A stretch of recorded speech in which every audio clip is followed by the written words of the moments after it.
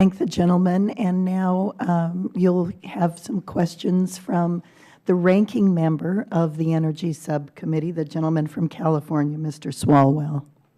Thank you, Chairman Lummis, and welcome, Dr. Moniz. I'm actually very glad you're here because I had a town hall in my district on Saturday back in the Bay Area of California, and a number of my constituents could not believe that in this committee, some of my friends on the other side still have questions and deny that humans play a role in climate change. So their questions here today illustrate that I am not crazy, that is still a debate in this committee. And I put up for you on the screen something from the NASA website called Climate Change, How Do We Know? And there's a graph there of CO2 parts per million on the left side of the graph, and on the bottom side you see over the period of time starting at about 400,000 years ago, going up to about 25,000 years ago, you see a spike. And then, of course, it really spikes around where 1700 would be. And I'm wondering, is there any correlation between the Industrial Revolution and the CO2 parts per million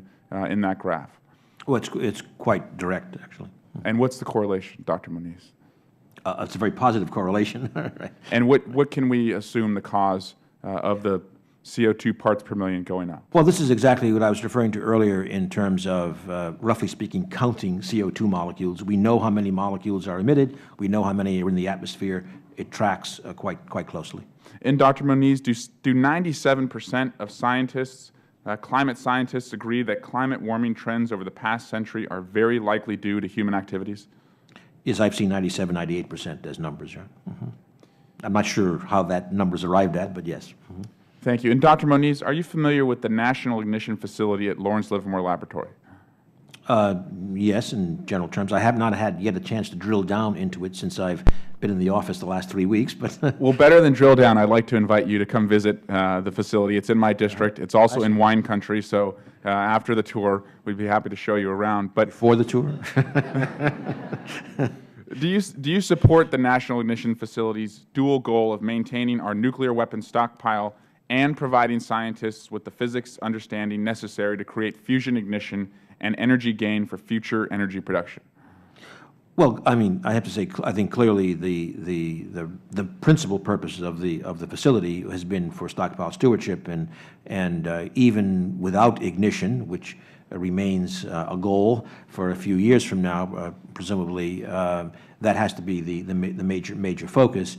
Now, clearly, a lot of that work, certainly getting to ignition, will by definition be useful for the ICF purpose. And you mentioned that just this past week, Oak Ridge's supercomputer is no longer the world's fastest. Mantle, once again claimed by China. Does it trouble you that Russia and China are also beginning to outpace us when it comes to fusion ignition projects? Well, I think it's more of an across-the-board issue. I think we're in a different world, highly competitive in terms of technology innovation, and we just got to keep out in front.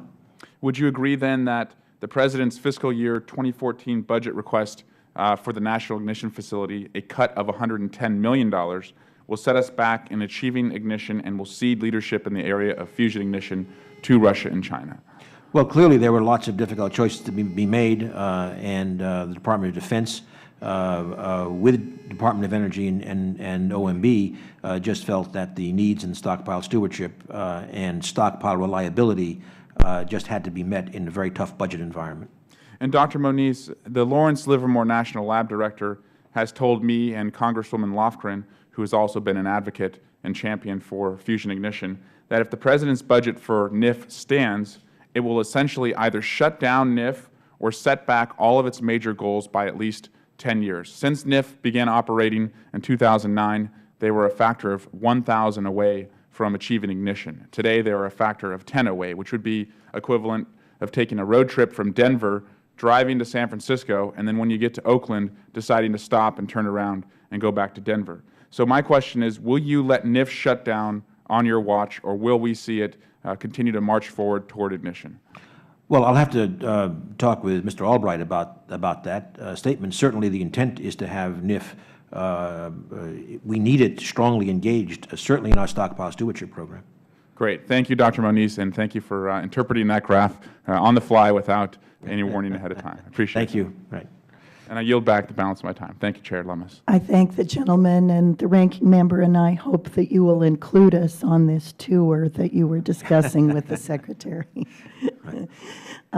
Next is the gentleman from Arizona, Mr. Schweikert.